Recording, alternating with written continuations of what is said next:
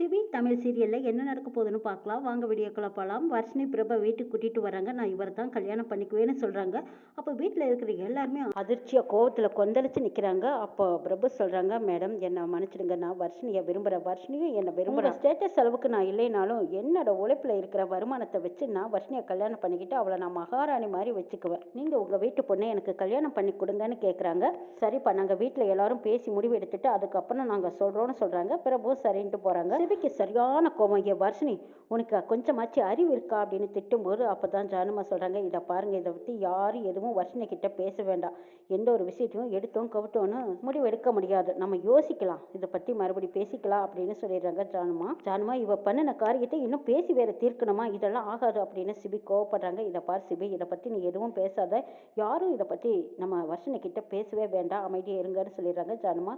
அதுக்கப்புறம் வர்ஷினி அவங்க ரூமுக்கு போகிறாங்க. தமிழ் வர்ஷினியை பார்க்க போகிறாங்க. வர்ஷினி தமிழ் கிட்ட கேட்குறாங்க, என்ன தமிழ், என்னோட காதல் விஷயத்தை நான் அன்றைக்கே உங்ககிட்ட சொன்னேன், எங்கள் 2 பேத்துக்கு நல்லபடியாக கல்யாணம் பண்ணி வைக்கிறேன்னு சொன்னீங்கல்ல, இதுக்கப்புறம் இன்னும் என்ன பேசி முடிவெடுக்க வேண்டியது இருக்குதுன்னு கேட்குறாங்க. இதை பார்த்து தமிழ், அதான் ஜானுமா சொல்லியிருக்காங்களே, இப்போ என்ன அவரோட முடிவை சொல்லிட்டு போயிருக்காங்க, இவங்க இனி தெளிவாக முடிவெடுத்து பேசட்டும், அது வரைக்கும் கொஞ்சம் பொறுமையாக இருங்கிறாங்க. அப்போ சிபியும் பின்னாடியே வர்ஷினி, உனக்கு கொஞ்சமாச்சு அறிவு இருக்கா, அவள் யார் எப்படிப்பட்டவன்னு எனக்கு நல்லா தெரியும், அவனை நீ கல்யாணம் பண்ணிக்கணும்னு நீ நினச்சா எங்கள் குடும்பத்தில் இருக்கிற அத்தனை பேர்ட்டையும் நீ மறந்துடு, ஏன் இந்த அண்ணன் இல்லைன்னு நினச்சிக்கோங்கிறாங்க. அண்ணே ஏன் இப்படியெல்லாம் பேசிகிட்டு இருக்கேன், எனக்கு அவரை ரொம்ப பிடிச்சிருக்கு, என்னை கல்யாணம் பண்ணிக்கிட்டு அவர் நல்லா சந்தோஷமாக வச்சுக்குவார்னு எனக்கு தெரியுங்கிறாங்க வர்ஷினி. ஓஹோ, அப்படி ஒரு எண்ணம் இருக்கா, அவனை கல்யாணம் பண்ணிக்கணும்னு நீ நினச்ச, அதுக்கப்புறம் உனக்கு எனக்கு எந்த உறவும் கிடையாதுன்னு சொல்லிட்டு சிபி எங்கேருந்து போகிறாங்க. அப்போ வர்ஷினி அழுக ஆரம்பிக்கிறாங்க. பாத்தியா தமிழ், அண்ணன் இப்படியெல்லாம் பேசணும்னு நான் நினச்சி பார்க்கல, ஆனால் அவர் தான் எனக்கு பிடிச்சிருக்கு, யாரையும் எனக்கு பிடிக்கல, யாரை கல்யாணம் பண்ணிக்க சொன்னாலும் நான் பண்ணிக்கவும் மாட்டேன்னு சொல்லிடுறாங்க வர்ஷினி. இதை பார் வர்ஷினி, அதான் ஜானுமா முடிவு எடுத்திருக்காங்களா, கண்டிப்பாக ஒரு நல்ல முடிவு தான் எடுப்பாங்க, நீ சாப்பிடவான்னு கூப்பிட்றாங்க. இல்லை எனக்கு சாப்பாடு வேண்டான்ட்டு வர்ஷினி கோபமாக இருக்காங்க. வர்ஷினி சிபி பேசினதை நினச்சி பார்த்துட்டு இதுக்கப்புறமா நம்ம இங்கே இருக்கக்கூடாதுன்னு நினச்சி பெட்டி எடுத்துகிட்டு அவங்க ட்ரெஸ் எல்லாம் எடுத்து வச்சுக்கிட்டு அங்கேருந்து கிளம்பி போயிடுறாங்க. தமிழ் என்னது, சிபியும் சாப்பிட வர மாட்டேங்கிறாரு, வர்ஷினியும் சாப்பிட வரல. சரி, அவள் பசி தாங்க மாட்டா, சாப்பாடே எடுத்துகிட்டு போய் கொடுத்துடலான்னு தமிழ் சாப்பாடு எடுத்துகிட்டு போய் வர்ஷினியோட ரூமுக்கு போய் பார்க்குறாங்க. அங்கே வர்ஷினியை காணோம். வர்ஷினின்னு கூப்பிட்டு பார்க்குறாங்க. இந்த நேரத்தில் எங்கே போயிருப்பா அப்படின்னு கீழே இறங்கி ஓடி வராங்க. வந்து பார்க்கும்போது தான் அவள் ஏதோ தப்பான முடிவு எடுத்துட்டா போல இருக்குன்னு சிபிக்கிட்ட சொல்கிறாங்க. சிபிக்கு சரியான கோவம். பார்த்தியா, இவ நம்ம எல்லாத்தையுமே தலைவனியை வைக்கணும்னு முடிவு பண்ணிட்டா, அவன் மட்டும் என் கையில் கிடைக்கட்டும், அப்புறம் பேசிக்கிறா அப்படின்னு சொல்லிட்டு சிபி கோவமாக வராங்க. அப்போ தமிழ் சொல்கிறாங்க, இதை பாருங்கள், நீங்கள் லண்டன் போய் படிச்சுட்டு வந்திருக்கீங்க, இது ஒரு பொண்ணோட காரியம், அதை பற்றி நீங்கள் தப்பு தவறாக பேசி அவள் தப்பான முடிவு எடுத்துகிட்டு போகிறா, தயவு செய்து கொஞ்சம் பொறுமையாக பேசுங்க, அதான் ஜானுமா சொல்லியிருக்காங்கல்ல, அவளுக்கு எடுத்து சொன்னால் புரிஞ்சுக்குவா, அது வரைக்கும் அமைதியாக வாங்க அப்படின்னு சொல்லி இப்படியே சமாதானம் பண்ணிட்டு இருக்காங்க. இந்த நேரத்தில் எங்கே போயிருக்கான்னு நமக்கு தெரியும் அப்படின்னு சொல்லி அவங்க தெரிஞ்ச இடத்துல எல்லாம் ஃபோனை போட்டு கேட்குறாங்க. யாருமே இங்கே வரல, நாங்கள் பார்க்கல, இப்படியெல்லாம் சொல்லிட்டு இருக்காங்க. ஆனால் ஜானுவுக்கும் மீனாவுக்கும் யாருக்கும் தெரியாமல் சிபியும் தமிழுமே அங்கங்கே தேடிக்கிட்டு இருக்காங்க. கேட்டவங்க எல்லாருமே நாங்கள் பார்க்கலன்னு சொல்லிடுறாங்க. அப்போது கண்டிப்பாக அவள் பிரபை தான் தேடி போயிருப்பா, அவனை போய் பார்த்தா எல்லாம் தெரிஞ்சு போயிடும், இருக்கட்டும், அவனை அடிச்சு வெளுத்து கட்டுறேன்னு சொல்லி சிபி கோவமா வர்றாங்க. அப்போ தமிழ், பொறுமையாக வாங்க சிபி, பொம்பளை பிள்ளை லவ் பண்ணுறது ஒரு தப்பா, இதெல்லாம் ஒரு பெரிய விஷயம்னு நீங்கள் இப்படி கோவப்படாதீங்க, பொம்பளை பிள்ளைகளை பற்றி கூட புரிஞ்சுக்க மாட்டேங்கிறீங்க, லண்டனில் போய் படிச்சுட்டு வந்து கிடைச்சது இதுதானா, இதை பாருங்க, பிரபு வீட்டுக்கு போனாலும் நீங்கள் பிரபு கிட்ட இப்படியெல்லாம் கோவப்படக்கூடாது, அப்படி ஒரு வேளை கோவப்பட்டீங்க நடக்கிறதே வேறாமா, ஆனால் கடவுளே வர்ஷினி எந்த ஒரு தப்பான முடிவை எடுத்துடக்கூடாதுன்னு வேண்டிக்கிட்டே வராங்க தமிழ். இங்கே பார்த்தா பிரபு வீட்டுக்கு வந்திருக்காங்க. வர்ஷினி கைமா வந்து நிற்கிறத பார்த்த பிரபுக்கு கோவம் வருது. என்ன வர்ஷினி, நீ என்ன காரியம் பண்ணி வச்சிருக்க, இப்போ இங்கே எதுக்கு பெட்டிங் கைமா வந்திருக்கேங்கிறாங்க. பிரபு, வீட்டில் நடக்கிறதெல்லாம் பார்த்தா என்னை வேற யாருக்காவது கல்யாணம் பண்ணி வச்சிருவாங்களோ பயந்துட்டு வந்துட்டேங்கிறாங்க. அப்போ பிரபு திட்டுறாங்க, உனக்கு கொஞ்சமாச்சு அறிவு இருக்கா, ஜனாமாவுக்கு சொசைட்டியில் எவ்வளவு நல்ல பேர் இருக்கு, நீ செஞ்ச காரியத்தை நினைச்சா அவங்களுக்கு எவ்வளவு கேவலம் அசிங்கம், அதை பற்றி நீ ஒரு நிமிஷமா அது யோசிச்சு பார்த்தியா, என் கூட மிஞ்சி மிஞ்சி போனால் 2 மாதம் பழகிருப்பியா, ஆனால் ஒரு குடும்பத்தில் எல்லாரும் உன்னை எப்படி தூக்கி வளர்த்திருப்பாங்க, அந்த வீட்டில் நீ மகாராணி மாதிரி வாழ்ந்த, அவங்க எல்லாத்தையும் தூக்கி போட்டுட்டு ஒரு நிமிஷத்தில் இப்படி ஒரு முடிவு எடுத்துட்டியே வர்ஷினி, எவ்வளோ பெரிய தப்பு தெரியுமா, என்னைக்கு இருந்தாலும் சரி நம்ம 2 குடும்பத்தோட சம்மதத்தோடு தான் நம்ம 2 பேர்த்தோட கல்யாணமும் நடக்கணும்னு சொல்கிறாங்க பிரபு.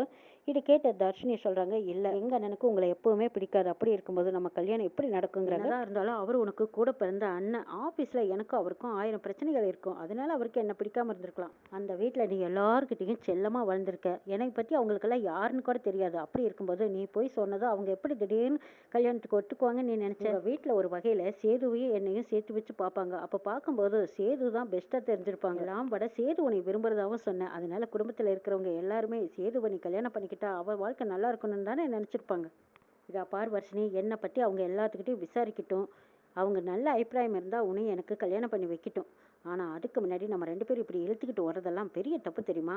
உன்னையவே நான் உங்கள் வீட்டில் கூட்டிகிட்டு போய் ட்ராப் பண்ணுறேன். நம்ம காதல் மற்றவங்களை காயப்படுத்தக்கூடாது. நான் சொல்கிறத புரிஞ்சுக்கோ, வா போகலான்னு கூப்பிடும்போது திரும்பி பார்க்குறாங்க. சிபி, தமிழ் 2 பேரும் அங்கே நிற்கிறாங்க. சிபி வந்ததும் வர்ஷினி மேலே சரியான கோவத்தில் வந்து கேட்குறாங்க, ஏண்டி இப்படி ஒரு காரியத்தை பண்ணினேன்? சிபி, நான் உங்ககிட்ட கொஞ்சம் தனியாக பேசணும். நீங்கள் வர்ஷினியை திட்டாதீங்க. அவள் ஏதோ சின்ன பொண்ணு ஆசையில் வந்துட்டா. அதுக்காக நீங்கள் இப்படி திட்டுறது சரியில்லைங்கிறாங்க. ஓஹோ, நீ நல்லவ மாதிரி என்கிட்ட காட்டிக்கிறியா? நீ என்னதான் நடித்தாலும் நான் உன்னை நல்லவன் நம்புவேன்னு நினைக்கிறியாங்கிறாங்க சிபி.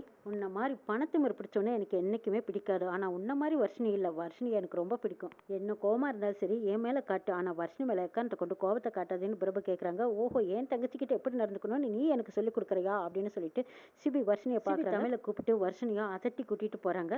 வர்ஷினியை பிரபா பார்க்க பிரபுவும் சரி நீ கிளம்புன்னு சொல்றாங்க. அப்போ வர்ஷினியும் சரின்ட்டு சிபி கூடவே வராங்க.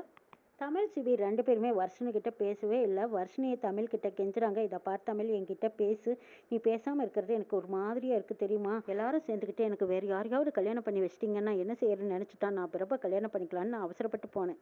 நீயும் ஒரு பொண்ணு தானே, என்னோட நிலைமையிலேருந்து நீ யோசிச்சு பாருன்னு சொல்லி கேட்குறாங்க வர்ஷினி. அவள் எப்படி யோசிப்பா? யாருமே வேண்டான்ட்டு போனவு தானே நீ அப்படின்னு சிபி வர்ஷினியை திட்டுறாங்க. கோவத்தில் நான் கூட உன்னை திட்டினேன், ஆனால் தமிழ் உனக்காகத்தான் சப்போர்ட் பண்ணி பேசினா தெரியுமா? ஒரு பேச்சுக்காக கூட நீங்கள் தமிழ்கிட்ட அதை டிஸ்கஸ் பண்ணவே இல்லைல்ல. உனக்கு என்ன தோணுச்சோ அப்படியே தோணுனதும் பெட்டியை தூக்கிட்டு நீ அவன் பின்னாடி போயிட்டே, அப்படித்தானே? நீ சாப்பிடாம கிடக்குறியன்னா அவள் சாப்பாடு எடுத்துகிட்டு வந்து பார்த்தா அங்கே உன்னை காணா, என்னாச்சோ ஏதாச்சோன்னு கூட இருந்த எனக்கு தான் தெரியும். அப்படி பதறி போயிட்டா தமிழ்.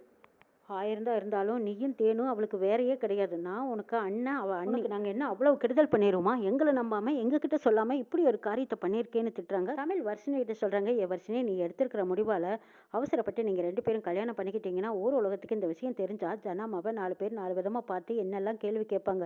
அது அவங்களுக்கு எவ்வளோ பெரிய அவமானம். நீங்கள் வச்சு மற்றவங்க கேள்வி கேட்கும்போது எப்படியெல்லாம் தலை குனிஞ்சு நிற்பாங்க. அது எவ்வளோ பெரிய அசிங்கம்னு உனக்கு புரியாதா? அவங்கள பற்றியெல்லாம் நீ ஒரு நிமிஷமாவது யோசிச்சு பார்த்தியா? இல்லை உனக்காகவே வாழ்ந்துட்டு இருக்கிறவ அப்பா அம்மா நாங்கள் எல்லாருமே உன் மேலே அக்கறை இல்லாமையா இருக்கோம், எவ்வளோ அக்கறையோடு இருக்கோம். எங்களை பற்றி நீ யோசிக்காமல் இப்படி ஒரு காரியத்தை பண்ணிட்டியேன்னு கேட்கும்போது அப்போ வர்ஷினி சாரி சொல்கிறாங்க. சாரி என்கிட்ட சொல்லாத, உனக்கு ஒன்று வேணும்னா நீ பிடிவாதமாக இரு, சண்டை போட்டு சாதிச்சு காட்டு வர்ஷினி. அதெல்லாம் கூட தப்பு கிடையாது. ஆனால் ஓடி போகிறது எவ்வளோ பெரிய விஷயம், எவ்வளோ பெரிய தப்பு. நீ கொஞ்சம் யோசிச்சு எப்படி இருந்தாலும் ஜானமா உனக்கு எதிராக எதுவும் செய்ய மாட்டாங்க. உனக்கு பிடிச்ச மாதிரி தான் செஞ்சு கொடுப்பாங்க. ஆனால் அவங்க பொறுமையாக உனக்கு ஒரு நல்ல முடிவை சொல்கிற வரைக்கும் இப்படி ஒரு காரியத்தை பண்ண மாட்டேன்னு எனக்கு சத்தியம் பண்ணி கொடுன்னு தமிழ் சத்தியம் கேட்குறாங்க. வர்ஷினியும் தயங்கி தயங்கி என்னடா பண்ணுறது, இப்படி வேற நடு சிக்கலில் மாட்டிக்கிட்டோமே நினச்சிக்கிட்டு தமிழுக்கு சத்தியம் பண்ணி கொடுத்துட்றாங்க வர்ஷினி. சரி, நாங்கள் உனக்கு சப்போர்ட்டாக இருக்கோம், நீ எக்காந்து கொண்டு இப்படி ஒரு முடிவு எடுக்காதேன்னு சொல்லிட்டு வர்ஷினியை சமாதானம் பண்ணி வீட்டுக்கு கூட்டிகிட்டு போகிறாங்க. அங்கே பார்த்தா மீனா எங்கே போயிட்டார்களா தெரியல அப்படின்னு எதிர்பார்ப்போட காத்திருக்காங்க. அப்போ இவங்க 3 பேரும் உள்ளே போகும்போது, ஏண்டி வர்ஷினி எங்கடி போனேன்? உன்னோட ரூமில் போய் பார்த்தேன், உன்னை காணா, சொல்லு எங்கே போனேன், இந்த நேரத்துக்கு எங்கே போனேன், சொல்லுன்னு அடிக்கிறதுக்கு வர்றாங்க. அப்போ சிபி சொல்கிறாங்க, அம்மா அதெல்லாம் ஒன்றும் வேண்டாம்மா, பேசாமல் விடுங்கம்மா, நான் தான் வெளியில் கூட்டிகிட்டு போனேங்கிறாங்க. எது நீ வெளியில் கூட்டிகிட்டு போனியா? என்ன போனேன் இந்த நேரத்தில் வெளியே கூட்டிட்டு போகலாமா, இதெல்லாம் தப்பல்ல வாங்குறாங்க மீனா கோவத்தில் வர்ஷினியை கையோங்கி அடிக்கிறதுக்கு வராங்க. அப்போ தமிழ் கேட்குறாங்க, என்னத்தை தோளுக்கு மேலே வளர்ந்த பிள்ளைய வந்து கையோங்கி அடிக்க வரீங்க? அவள் அப்படி என்ன தப்பு பண்ணிட்டா? ஏன் அத்தை கொஞ்சம் அமைதியாக இருங்கங்கிறாங்க. ஆமாம், இப்படி அடித்து வளர்த்ததுனால தான் அவள் யாருக்கும் பயப்படாமல் அவளாக ஒரு முடிவெடுத்துட்டு திரியிறான். என்ன தைரியம், என்ன நெஞ்சழுத்தம், என்ன துணிச்சல்! ஒரு பையனை வீட்டுக்கே கூட்டிகிட்டு வந்து இவனை நான் கட்டிக்கிறேன்னு எங்கள் முன்னாடியே கேட்பேன். தமிழ் மேஜர், அவள் கல்யாண விருப்பத்தை அவள் தான் சொல்லணும். நீங்கள் முதல்ல அந்த பையனை விசாரிங்க சிபிங்கிறாங்க. அப்போ பிரபாவை பற்றி விசாரிக்கிறாங்க. எல்லாம் நல்லா